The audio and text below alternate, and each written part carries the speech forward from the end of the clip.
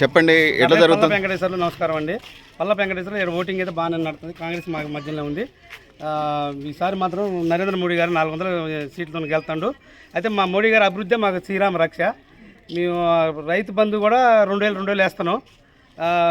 రైతు బంధు కూడా 2000 వేస్తున్నాం. మా ఊరు వాళ్ళందరూ మేము అంతా కలిసిమెలిసి ఉన్నాం. అయితే మేము బీజేపీ కాంగ్రెస్ ఊరి వాళ్ళే చేసుకుంటున్నాం సార్. మాకేం గొడవ లేవు, చికాకులు లేవు. భారతీయ జనతా పార్టీ మాత్రం 500 ఓట్లు మాత్రం కానాపురం నుంచి వస్తున్నాయి. అది సార్. ఇక మా మోడీ గారు నాయకత్వంలో దేశంలో మళ్ళీ మూడోసారి ప్రధానమంత్రి కాబోతున్నారు మోడీ గారు. ప్రధానమంత్రి అవుతుండు సార్. మూడోసారి అవుతుండు. 400 సీట్లతోనే అవుతుండు. 1-2 తెలంగాణ మాత్రం 10 సీట్లు మాత్రం గ్యారంటీ. తెలంగాణ 10 సీట్లు గ్యారంటీ. బీజేపీ తెలంగాణ రాష్ట్రంలో 10 ఎంపీ సీట్లు గ్యారంటీకి వెళ్తున్నాం. భారతీయ జనతా పార్టీ మన 10 సీట్లకి వెళ్తుంది. హైదరాబాదు ఖమ్మం పోటీ ఉంటుంది. మేము 10 సీట్లకి వెళ్తున్నాం సార్. భారతీయ జనతా పార్టీ న్యాయంగా పోరాడుతుంది, న్యాయంగా చేస్తుంది. మరి ఏ పార్టీతో మాకు పొత్తులు లేవు. మేము ఒంటరి పోరాటం చేస్తున్నాం. మేము 10 పార్టీతో మేము పొత్తులు పెట్టుకోలేదు.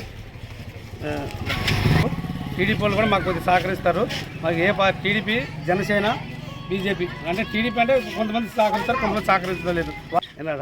మూడు వర్గాలు అయ్యారు. జనసేన తెలుగుదేశం బీజేపీ కలిసి పోటీ చేస్తుంది ఆంధ్రాలో. ఇక్కడ కూడా పొత్తున్నది. వాళ్ళ జిల్లా నాయకులు వచ్చారు. మొత్తం మాకు కూడా మద్దతు ఇచ్చారు సార్. వాళ్ళకి 2 చేతులు దండం పెడుతున్నాం. జనసేన కూడా 2 చేతులు దండం పెడుతున్నాం. భారతీయ జనతా పార్టీ మాత్రం కాంగ్రెస్ మధ్యలో మా మధ్యలో ఉంటుంది సార్. బీజేపీ మూడోసారి అధికారం పక్కా వస్తుంది సార్.